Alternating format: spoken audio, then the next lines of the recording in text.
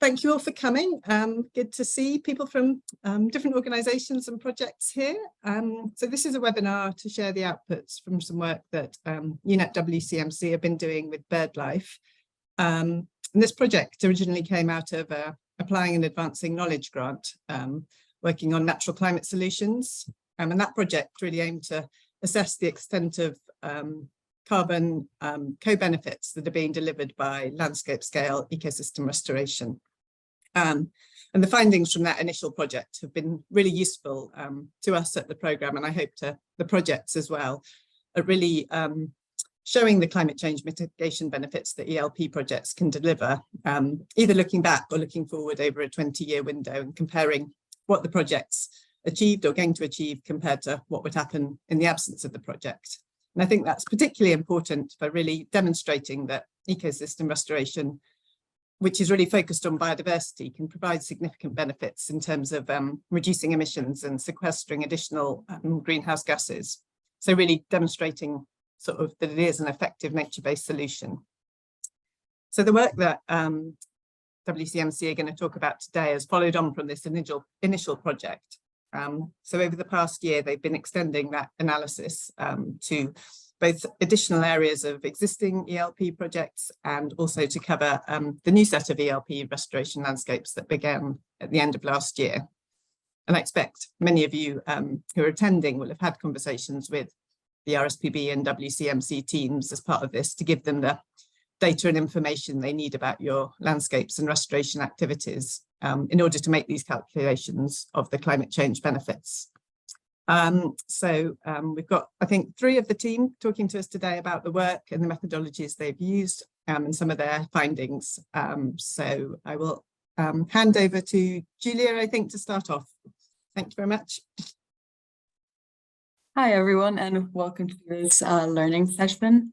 So as Nancy introduced, the aim of the session is to basically present the findings of the project on evaluating the potential contribution of ELP projects to climate change mitigation, and then to just briefly talk you through the methodology that we applied to measure these climate change mitigation impacts and do a little tutorial run through of it. So my name is Julia Costa, and I'm an Associate Program Officer in the Nature Restore team at UNEP-WCMC.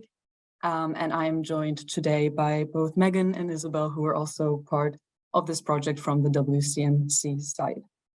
So we will start the session off by just giving a brief overview of the context of the project and the opportunities that it can generate. So why we did this project. And in particular, we'll look at the potential contributions of restoration to climate change and how these can be measured. We'll then give a brief overview of the aims of the project, and then I'll hand over to Isabel, who will talk us through our key findings, our approach, and some key consideration and limitations, which we should take into account when interpreting the results of the assessment.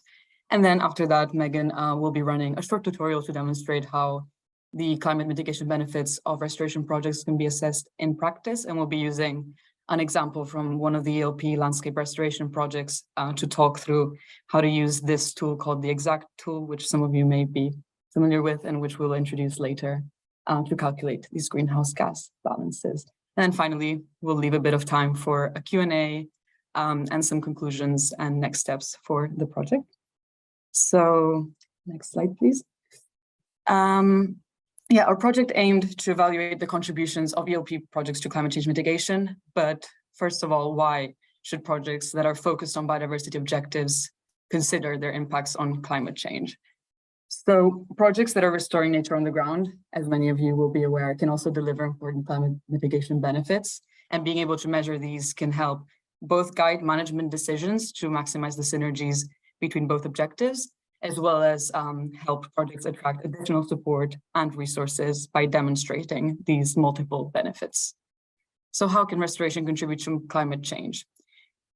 As we all here likely know, biodiversity loss and climate change are twin challenges. They're intrinsically connected and they cannot be addressed in isolation. We need to address climate change, of course, to address biodiversity loss, as it's a key driver of biodiversity loss. And in turn, we cannot achieve our climate change objectives without restoring and protecting nature. So these strong links between both biodiversity conservation and climate change are also increasingly understood and also recognized by a bunch of stakeholders, including scientists, policymakers, funders, and the public. For example, the Intergovernmental Panel on Climate Change, IPCC, and the Intergovernmental Science Policy Platform on Biodiversity and Ecosystem Services, IPBES, which are both bodies responsible for assessing all of the scientific evidence to inform global policy on climate and biodiversity respectively, recently collaborated for the first time ever, well, recently, a few years back, collaborated for the first time ever to explore these connections between the two issues. And then other initiatives like the UN Decade, which you may be aware of, also really highlights the links between climate change and biodiversity laws.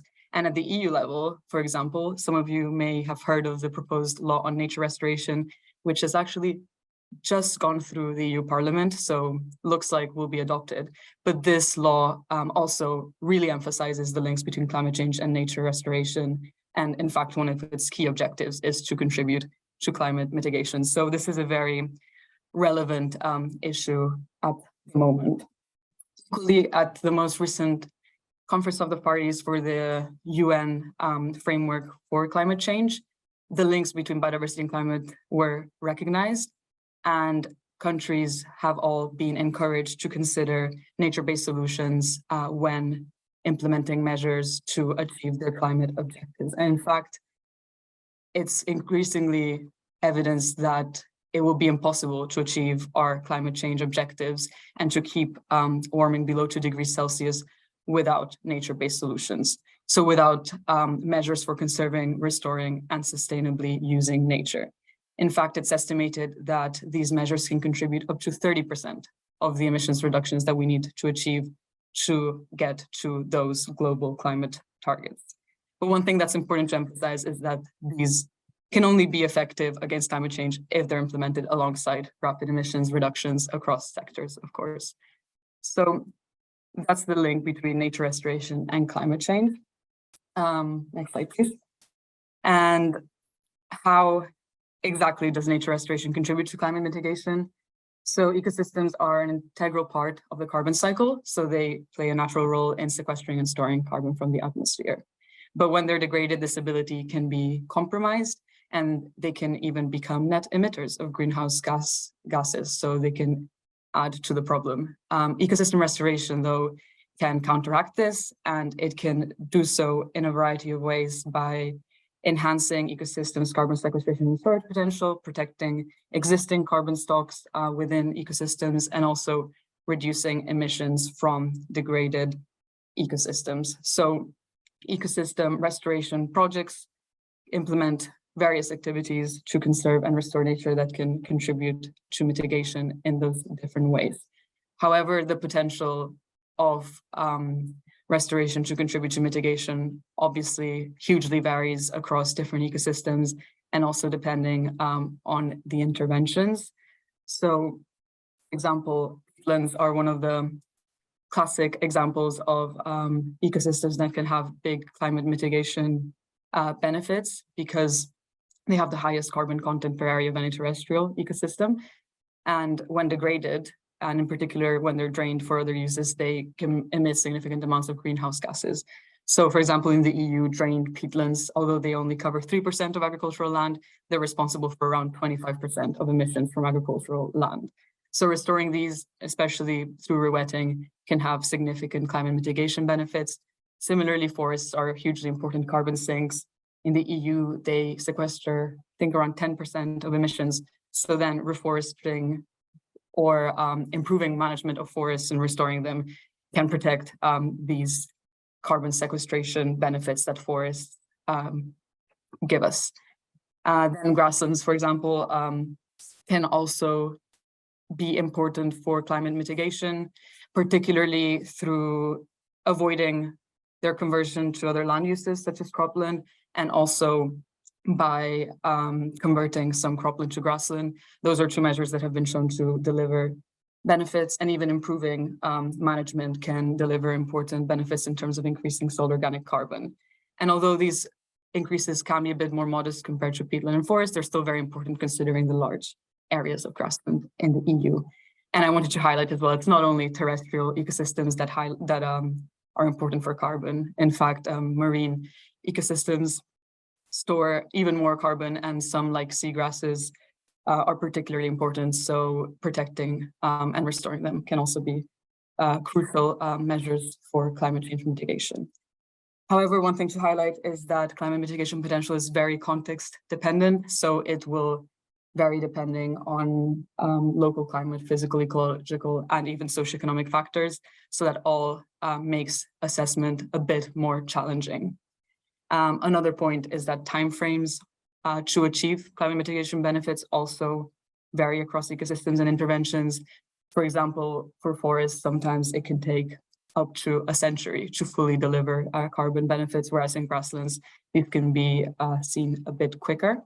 And finally, knowledge and evidence also varies. So there are still significant knowledge and evidence gaps for specific ecosystems, interventions, and geographies in terms of their climate mitigation potentials. Next slide, please. And this leads onto the next point on how do we measure and why should we measure mitigation potential. So as I briefly covered, it's important to measure to be able to assess climate mitigation potential of restoration, to inform how to maximize synergies and also manage trade-offs between biodiversity and climate goals, and to demonstrate benefits to those stakeholders, including policymakers, funders, and the general public. Currently, there exists a plethora of existing tools and approaches for measuring greenhouse gas impacts of activities on land and sea. And this is a constantly evolving field with new methodologies being developed and improved constantly. So most methodologies are based on the IPCC guidelines, which have developed a method for estimating greenhouse gases emissions and carbon stocks across all sectors, including agriculture, forestry, and other land uses, which can be applied to the kinds of activities that are being implemented in restoration projects. And these methodologies use emission factors, which many of you will be familiar with, which are basically values for the emissions generated by a specific activity, and they can be calculated at different levels of complexity, where tier 1 are default values calculated by the IPCC, tier 2 are country specific, and then you can go further and calculate tier 3 emissions that are using more complex methods and are often site specific. So a number of tools also exist which distill all of this guidance and data and allow users to enter their land use data and calculate estimates. And these assessment tools vary in scope, spatial scales, and complexity. Some are focused on specific ecosystems and interventions like afforestation, while some allow for more landscape scale assessments. One of these tools is the EXACT tool, the ex-ante carbon balance tool, which was developed by the FAO and is focused on estimating the impacts of forestry, agriculture, and fisheries on greenhouse gas balances, and is the one that we identified as best suited for calculating the greenhouse gas impacts of restoration projects like the ELPs. However, it's important to highlight that there are still uncertainties and gaps related to all of these greenhouse gas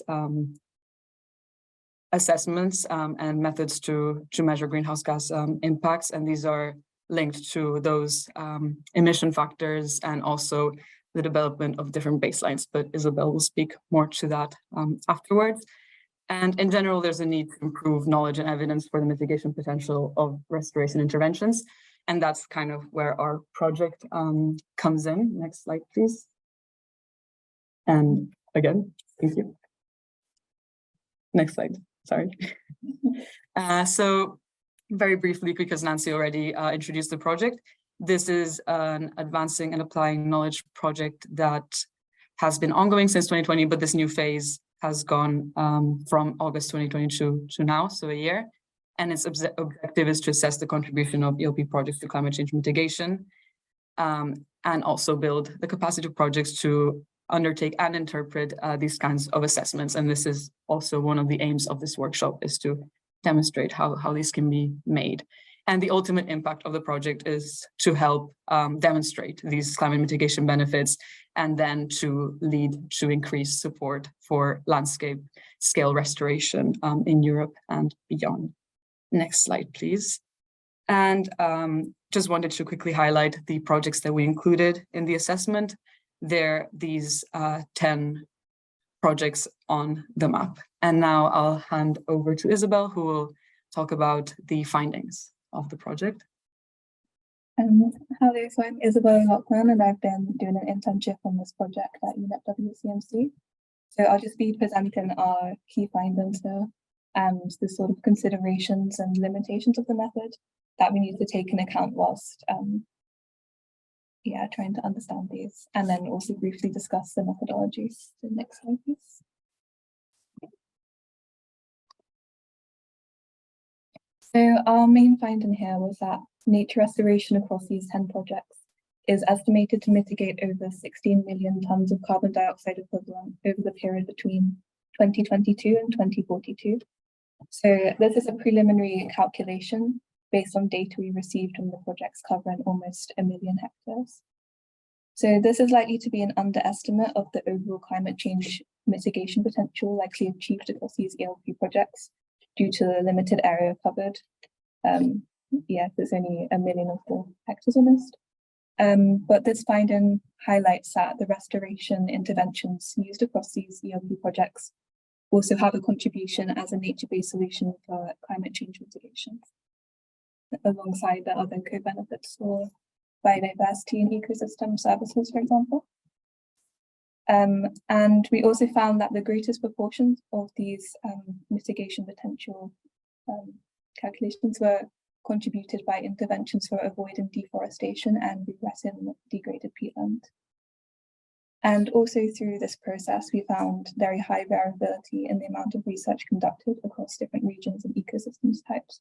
So for example, there were many more papers focusing on Western and particularly Northwestern Europe when we were trying to find country-specific emission factors. And there were more available on forestry and peatlands compared to, for example, grassland or coastal interventions. So this also highlighted to us some research gaps. Next slide, please. So this table displays a breakdown of the overall mitigation potential by project and the restoration area for which we received data from these projects. So this isn't intended as a comparison of projects, but rather indicates that for the majority of these, nature restoration also has the co-benefit of climate change mitigation. So there's a very high variability in these results between projects, and this is due to the different regions, the area covered, and then also the different restoration approaches. And next slide, please. And this graph here highlights the contributions of each restoration intervention to the overall climate change mitigation potential. So the biggest contribution here by far is from avoided deforestation, followed by re-wetting peatlands, and then soon by afforestation as well. And then this may slightly be due to the 20-year time frame of this project as well. And other interventions here include grassland improvements and forest management. So these also provide climate change mitigations alongside increasing biodiversity and fire resilience, for example. However, these are more difficult to predict than the other categories due to land use change. So they are likely to be underreported through this methodology. Next. So when interpreting these results, it's important to remember that climate change mitigation is only a co-benefit of these restoration landscapes and seascapes, whereas benefiting biodiversity is the primary aim. So although there is mostly a correlation between benefits to climate and biodiversity for these projects, there can also be trade-offs between these benefits. So for example, the preliminary results for the Danube project show positive emissions over this 20-year time period, as plantation forests are deforested and the area was afforested with native woodland. And it's also important to note that this assessment acts as an initial scoping exercise to demonstrate whether there are climate change benefits for these projects and what sort of scale these may be. So this is more to do with the sort of implications for the policy and funding. So they are not sufficiently robust to register carbon projects or sell carbon credits, although this might be something that projects would later explore. Next slide. So to briefly explain our methodology, we began by determining the timeline of the assessment as 2022 to 2042. and we obtained data from the projects on their planned interventions over this time period. So we asked projects for inputs such as the land cover management and condition changes, as well as inputs for agriculture and many details including livestock as well. So we used this as an initial land cover. No, we used an initial start scenario of the land cover and management of the landscapes in 2022. And then we also gathered data for a project scenario on how they plan to change all these inputs and land use cover by 2042. And a baseline scenario, so a sort of business as usual scenario for what changes would occur to the landscape or lack of changes by 2042 if this project doesn't take place.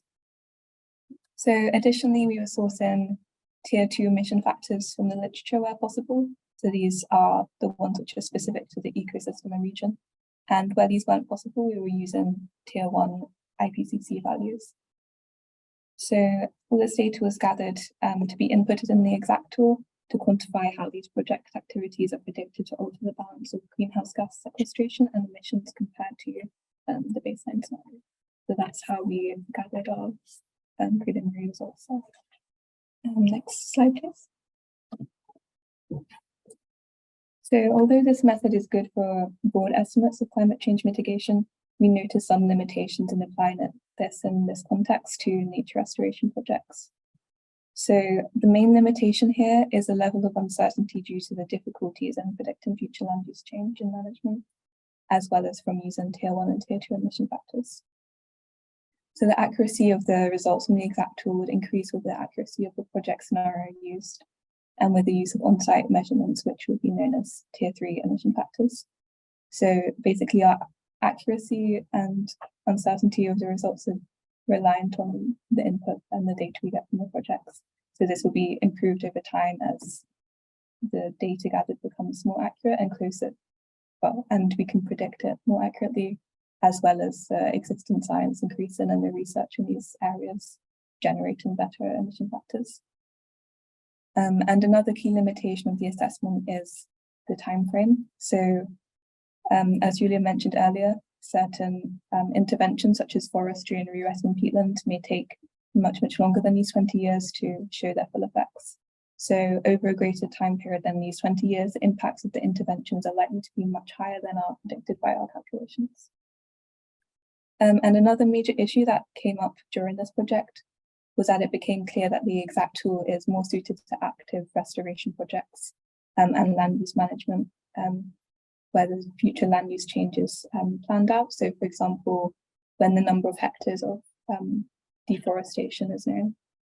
So this methodology was less useful for rewilding projects and projects where the approach was for passive restoration, because here there was a higher uncertainty around how natural regeneration would change the future land use cover, and there was quite limited research out there on how this would happen.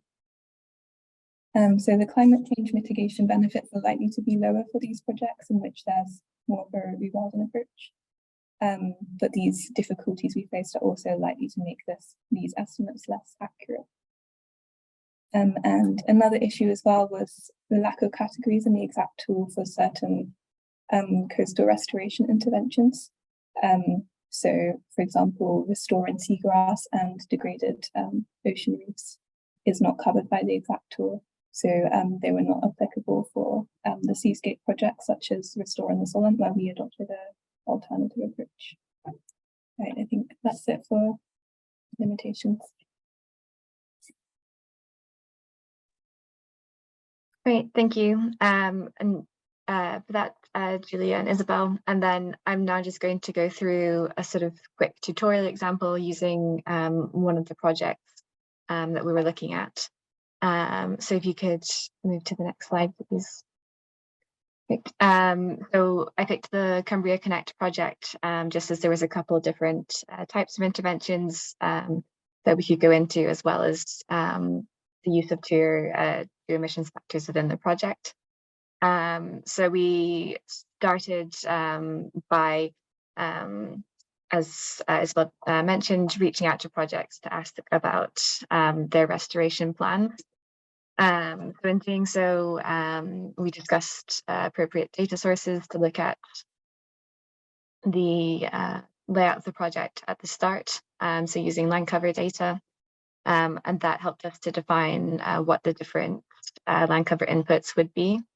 And then from there, we also used a kind of form that we sent out to projects, which asked them to detail how they were expecting different aspects of their landscapes to change over the 20-year duration that we're looking at.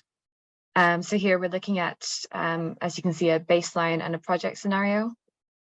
So these are scenarios of what could theoretically happen without the project taking place. So a baseline or a business as usual scenario, and then a scenario where the project successfully occurs. And these can be quite challenging to estimate, but we ask projects to do so kind of with the best information that they have, and also trying to be conservative where possible, so as not to overestimate the benefits of the project.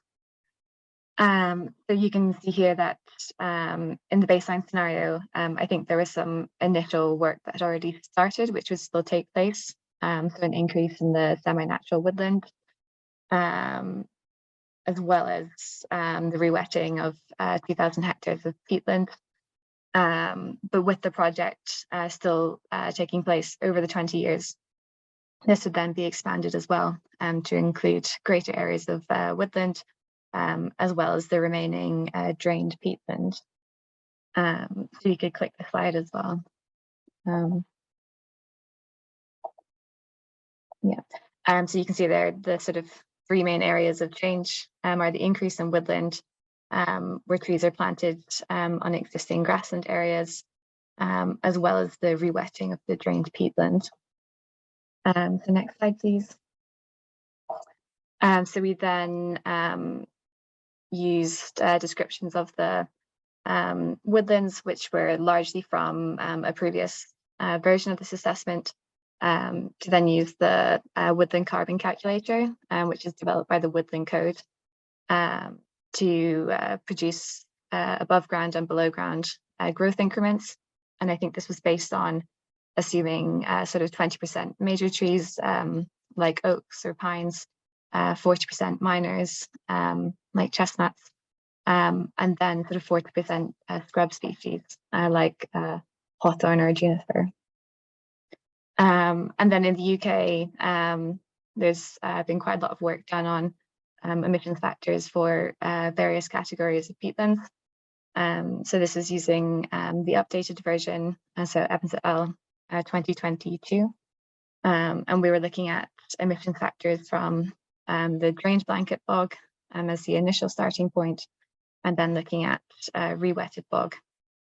So you can see that the main changes is that you have the drained blanket bog going from being a source of CO2 emissions to then sequestering it when it's rewetted. But you can also see that methane emissions do increase when peatlands are emitted, which does then change over time in longer horizons. But overall, it's a net benefit still to rewet the peatland. So next slide, please. And then I'm now going to attempt a live demo, which will hopefully go okay. But if you could stop sharing your slides, and then I'll share my screen. Thank you.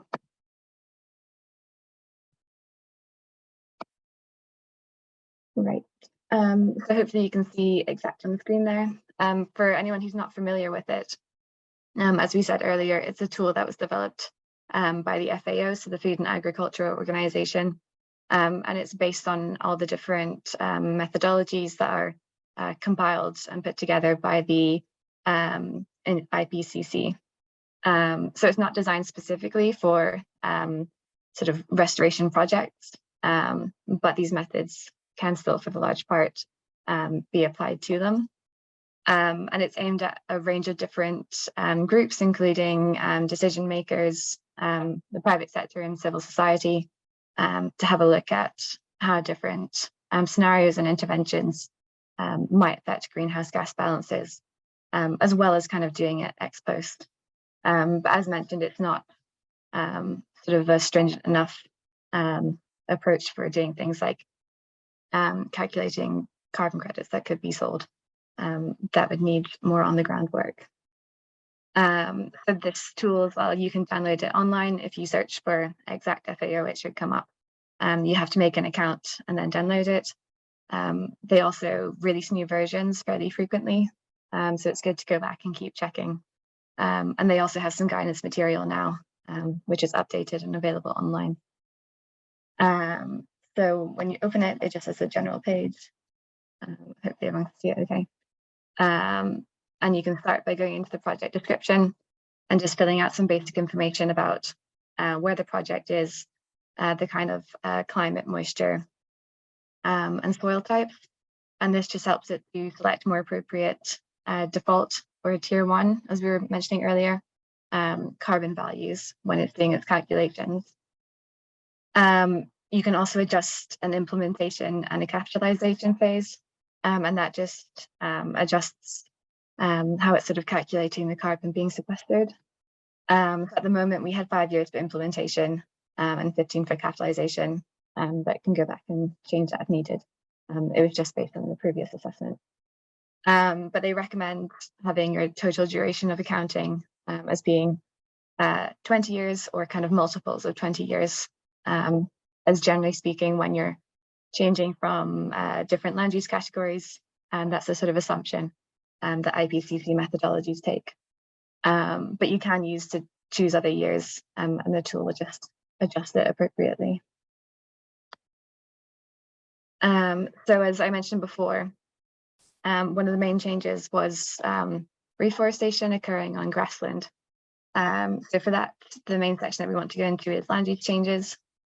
It starts with deforestation, but this is the section that we're interested in here. I've kind of half filled this in, and I'll fill in some more as we go. But from the change, we had some reforestation still occurring in the baseline scenario. So the number of hectares entered there, as well as the additional reforestation that occurs with the project scenario. And they also ask you to choose the initial land use. So that was happening on grassland. And then the final land use as well. So here we were choosing the tier 1 category, which seemed the most appropriate, which is what we recommend you do. And then you can see it comes up with a balance from the calculations. But this value is actually quite high, especially as the woodlands being planted would be slightly different species and probably a much lower density than is based off of this sort of broader forest category. And this value will come from a much sort of larger area. So it's not necessarily applicable to a smaller project in Cumbria. So we can make this more accurate by clicking tier 2. And then we're interested in the final land use part, as there's less information about grassland soils at the moment. So from the slides, I had 0.6 there.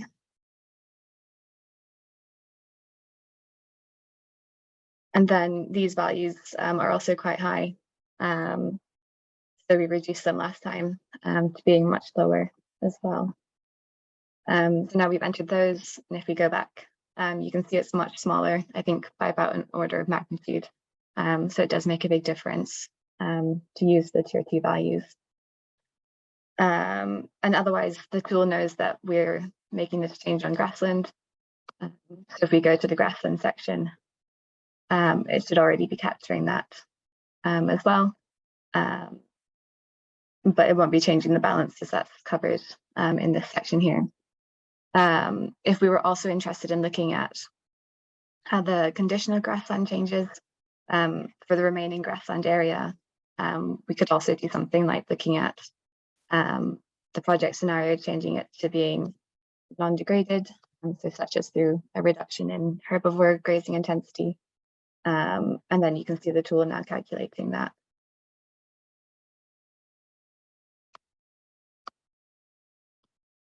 And then it's also possible in this section as well to account for any direct emissions that come from livestock.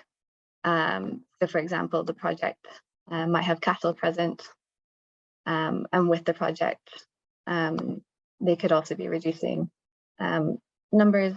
So you might go from 100 at the start, which doesn't change in the baseline, but then halving it towards the end. And you'll see those direct emissions reducing. And again, these come from tier 1 values, but I think the UK has an inventory of emissions factors for cattle that are typically found here. So the tier 2 values can be supplemented there as well. So back to 0. And then the other main activity that we highlighted was the re-wetting of drained peatlands. So for peatlands, this can be found in the inland wetlands section, where there's a number of different activities that you can look at. But for re-wetting peatlands, we're interested in soil organic management practices and other land use changes. So I think it's yeah, other land use management. So we can put a note there just to describe what it is that we're looking at. And again, if you choose the sort of type of peatland, it will then select emissions factors. But as I mentioned earlier, the UK has its own inventory of emissions factors for our peatlands. So the value that it's coming out with here is unlikely to be that accurate for us. So we can also look at changing this. But just as a reminder, zoom in a bit. So at the start of the project, there was 4,000 hectares of peatland, and under the baseline scenario, 2,000 of those remained drained, and then under the project scenario, all of it's been re-wetted. So if we want to input the tier 2 emissions factors, we can go first to the drainage ones. Oops, yeah, here. And that was actually 0.03, 6.75, and then 0.13. So we go back, that's already changed it quite significantly. It was about 700,000 before. But we're also changing it to re-wetted peatland, and we had some emissions factors for those re-wetted peatlands. So we can also input them here. So that changed to minus 0.58.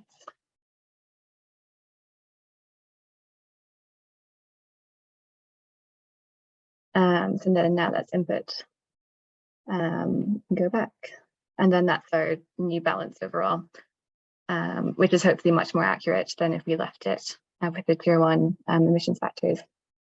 So those were the main activities that we were looking at. So the tool obviously gives you the outputs in each of those sections. But if you're also looking at multiple interventions and you want to sum all of that up, it has a results section as well, which gives you the summary of everything that you've input, as well as various graphs showing all of your net fluxes. So in the without scenario, we had emissions occurring because some of the peatlands were remaining drained. But otherwise in the with scenario, there was a net reduction, which that means that the overall balance between those two scenarios is a net reduction in emissions. But yeah, you can also explore the various breakdowns that it gives you as well. So I'm just going to go back to my slides. Great, so thank you. And yeah, that was a very quick tour of just one type of project and a few interventions within that. Obviously, we covered much more, but we have in the last iteration of the project also produced a larger guidance document, which went into a few other examples. And we produced quite sort of long reports for each of the projects that we were looking at, which again detailed how everything went into the tools, the different emissions factors and approaches used there. And then for this project, for each of the project outputs, we'll be producing shorter summary documents, but we also now have a database of the emissions factors that we've been using, and we'll be checking the sort of guidance document as well for any updates and producing a kind of overall report as well. But we'll have a chance here for some questions as well, but you're also very welcome to get in touch with myself or anyone else in the team, and we're happy to try and go through things with you as well and answer questions where we can. If you go to the next slide, please. So a lot of this has already been kind of mentioned, but just to sort of conclude, you know, although we've kind of highlighted various uncertainties, it's still, I think, a useful exercise for projects to go through and sort of understand how their restoration interventions might impact their sort of carbon co-benefits alongside all of their biodiversity and socioeconomic benefits as well.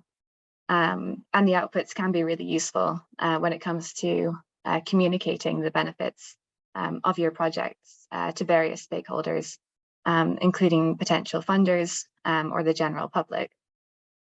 And although we mentioned that this approach isn't robust enough to then, you know, go and start selling carbon credits from it, it can also be useful in terms of understanding what the potential is if carbon finance is something that you're interested in exploring.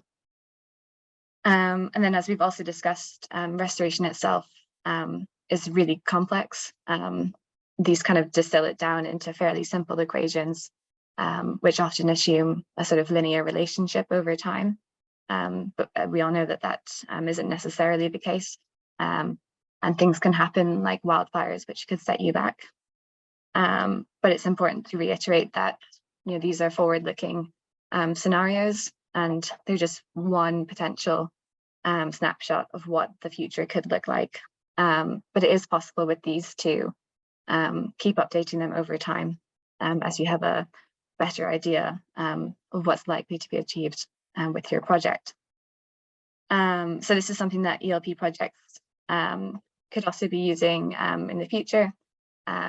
We're hoping to produce a tool which could allow you to input what you have achieved over sort of every few years to help capture one of the many benefits of your projects.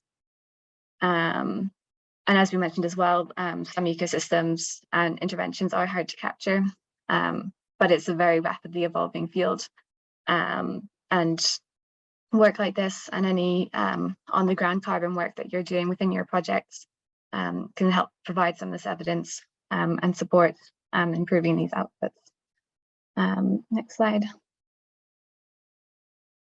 And then, yeah, just to say a big thank you to Julia and Isabel for all their hard work that they're going into this, as well as all the projects who we've been engaging with.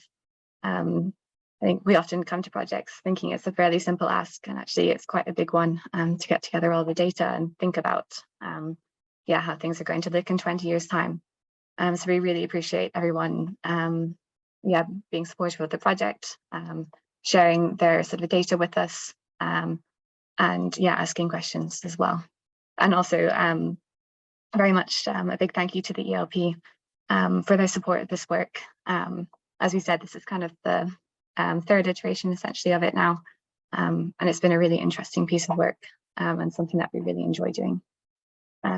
Yeah, thanks everyone for coming, and hopefully that leaves us some time as well for any questions. I've got a quick question, if that's okay. Go for it.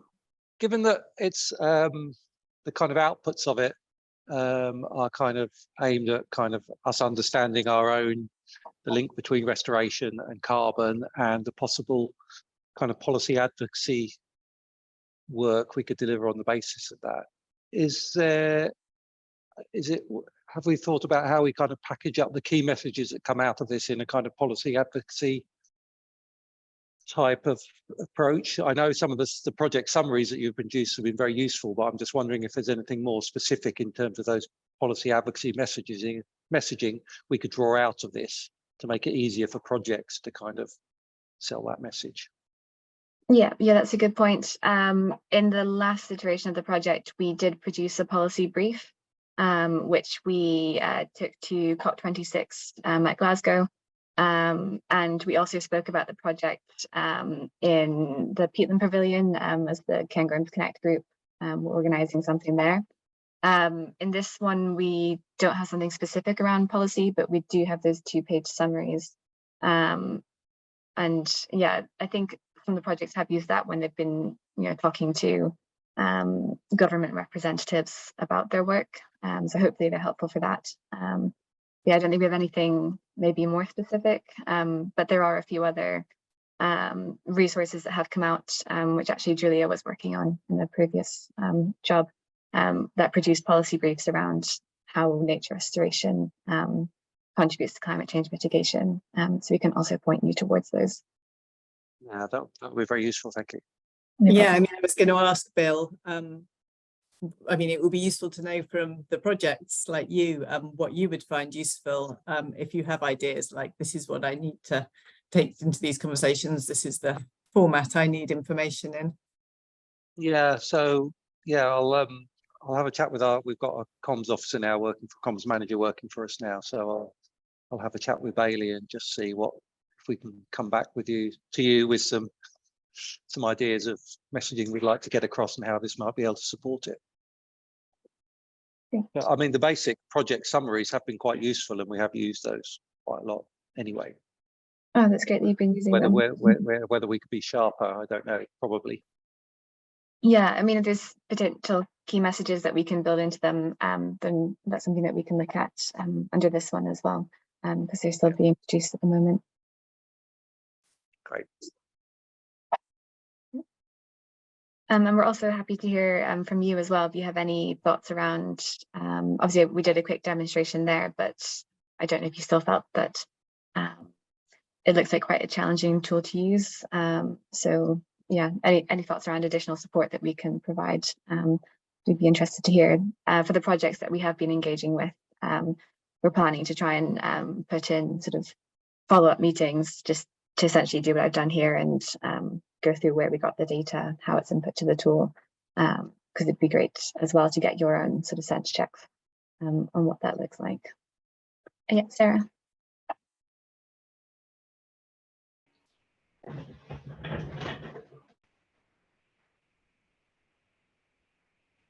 Hopefully that's, sorry, can you hear me? Yeah, we can do. Okay, great. Yeah, thank you so much for working on this with us. I know from our side it's been really difficult trying to collate the data across all our different systems. I think part of it's been capacity and lack of potentially different sectors of our organization working on this separately, and then realizing we were working on it or looking at this separately or whatever, and then realizing it was the same thing. But yeah, thank you very much for working on this. Yeah, I think one of our aims is to communicate this type of work, obviously to the public, primarily to the Scottish public, and we're also really keen to kind of communicate sort of positive impacts in various different things which kind of tie into this in terms of restoration, such as, you know, wildlife management and that kind of thing. Just kind of, these are the big issues that obviously affect our ability to kind of do our restoration work.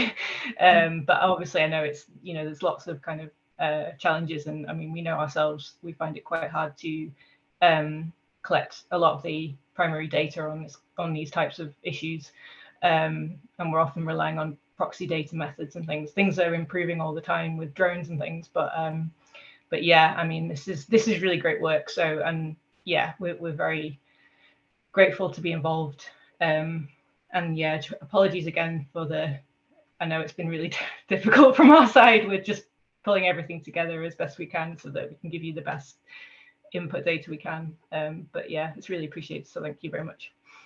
No, it's great. Thank you very much. And yeah, no, thanks for all the data. It's super detailed. I'm still working through the GIS files, but hopefully we'll get those. Sure, yeah. If you need to get in touch with me, please just do. Yeah. Yeah, but I think it's a really useful tool in terms of being able to demonstrate those kind of multiple angles or benefits that come from restoration. A lot of these projects are restoring maybe for other reasons primarily. I don't have the capacity to look at this, but in terms of, yes, sort of capturing different audiences and their interests, that could be really helpful. That's great. Can I ask one quick question? And I apologize if I missed it, but when you were running through the tool, Megan, which was really helpful to see, and you and really interesting to see how much difference the tier 2 values made to the estimates. I just wondered where you got those data from. Presumably they come from all sorts of places. So those ones came from the Woodland and Peatland Code, did they, on the whole? Yeah, so the woodland ones came from, we were discussing with the project because they know what species of trees they're planting and in what kind of mix. And in the UK, you have a woodland carbon calculator where you can kind of input which species are using, the density at which they're being planted, and then it can produce an output. Though I think maybe for this woodland it was okay, but for another one we were using it for very, very low density kind of woodland pasture, and it doesn't like really low density stuff. So that could be a bit challenging, but otherwise it's, as I'm sure Isabel can say as well, sort of going in and essentially just searching the literature for any kind of academic studies that might have been in the places that you're looking at, searching for species and densities and essentially trying to sort of match them up, which in some areas you do get a lot and in others not so much as well. Obviously it does make a huge improvement on using the tier 1 data. Brilliant. Well, I think we're over time and nearly at the hour.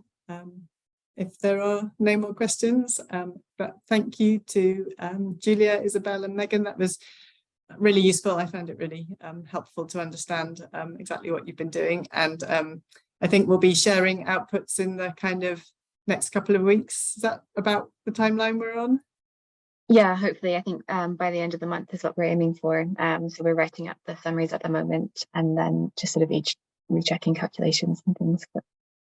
So we'll send the specific results for each project and the totals. We can circulate those directly and kind of via our channels. So yeah, be nice to drill into those details. Yeah, definitely. Brilliant. Thank you very much. And thanks to everybody for coming along, and see you all soon. Great. Thank you so much. Thank you. Bye.